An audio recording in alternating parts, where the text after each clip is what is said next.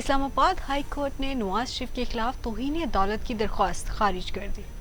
آج جب قائد نون لیگ کے خلاف 5 سال پرانی درخواست سماعت کے لیے مقرر ہوئی تو درخواست گزار کی جانب سے کوئی عدالت میں پیش نہ ہوا۔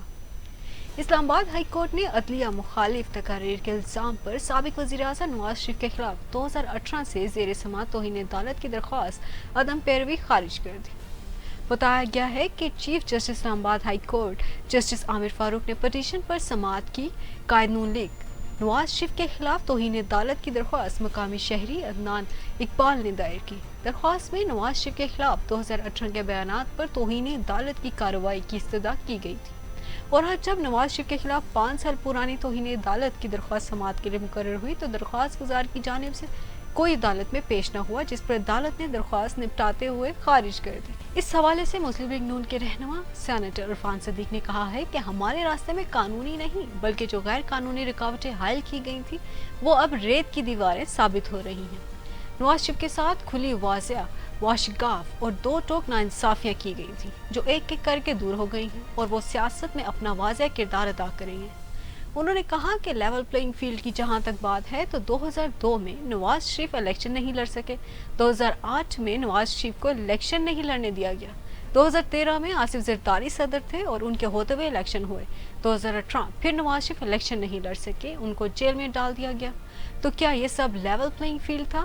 نون لیگ سینیٹر نے مزید کہا کہ نواز شریف نے رسا کشی اور جنگ و بدل کا بیانیہ نہیں اپنایا، ان کے 4 سالہ دور میں چائے کی پیالی میں ٹان لیگز کا طوفان اٹھایا گیا، ایک ریجیکٹڈ ٹویٹ بھی کی گئی، لیکن نواز شریف چلتا رہا۔ اب پھر نواز شریف نے مینار پاکستان پر بھی کہا ہے کہ سب کو مل کر بیٹھنا اور صدقے دل سے کوشش کرنا ہوگی تبھی پاکستان آگے چل سکے گا۔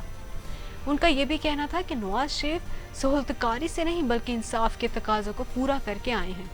عدالتی غلط کارروائیوں کا سب سے زیادہ نشانہ نواز شریف بنا۔ سہولت کاری تب ہوئی جب ایک سابق وزیر اعظم کو 12 ضمانتیں دی گئی۔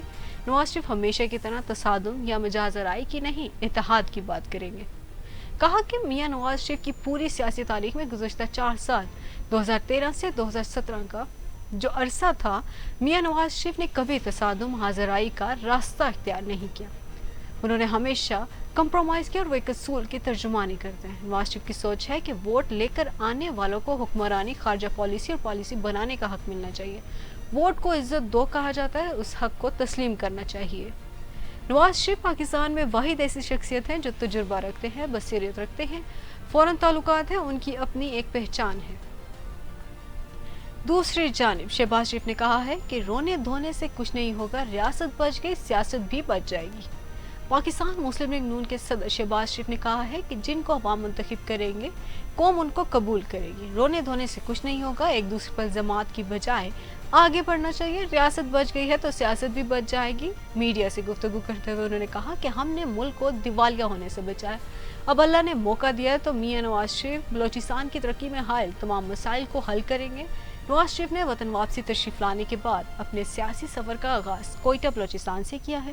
بلوچستان میں سڑکوں کا جال پھیلانے، گوادر پورٹ بنانے اور سی پیک کو یہاں لانے کے لیے بے پناہ کوششیں کرنے والے شخص کا نام محمد نواز شریف ہے۔ دوبارہ موقع ملا تو نواز شریف بلوچستان کے تمام مسائل حل کریں گے۔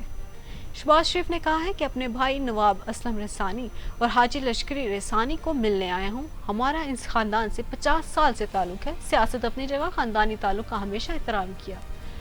حاجی لشکری رسانی کو دعوت دینے آیا ہوں، نون لیگ میں شامل ہوں۔ بلوچستان کے بہت سارے سیاسی اکابرین نے نون لیگ کو جوائن کیا ہے، ہمیں مل کر اس صوبے کو خوشحال بنانا ہے، ہمیں مل کر سیاسی، معاشی اور معاشرتی مسائل کو حل کرنا ہے۔ کہا کہ نواز شریف آج صرف ایک سیاستدان نہیں، ایک مدبر ہے۔ نواز شریف کی تمام صوبوں کے ساتھ والہانہ محبت ہے، کل ہماری سیاسی گفتگو ہوئی، کل کے حوالے سے مطمئن ہوں، سیاست برائے سیاست کوئی قومی خدمت نہیں سمجھتا ہوں۔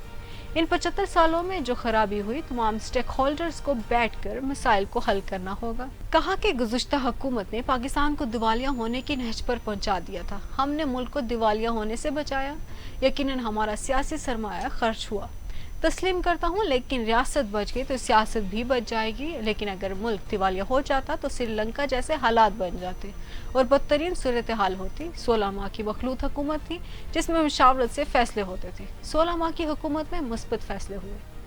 फैसलों में ताखीर भी हुई। सैलाब में साथियों समेत हम घर घर में टांग पर टांग रख कर नहीं बैठे। मैं सैलाब में जगह जगह गया, दिन रात मारा मारा फिरता रहा। हमने वफाक से 100 अरब रुपए दुखी इंसानियत के लिए मुहैया किए। आप ये नहीं कह सकते कि हम आराम से बैठे हुए थे और लोग डूबे हुए थे। इस तरह की मज़ीद वीडियोस को देखने के लिए हमारे चैनल को सब्सक्राइब करना ना भूलेगा। इसी के साथ दीजिए हाफिज़ को इजाज़त।